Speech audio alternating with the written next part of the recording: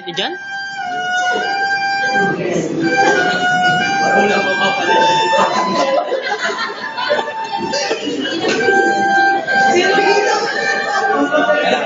Wala akong piso, pero 10 piso.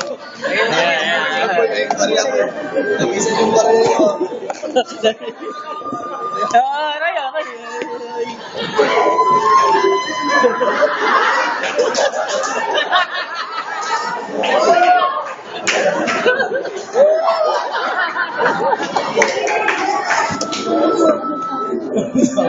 Nabunot ko.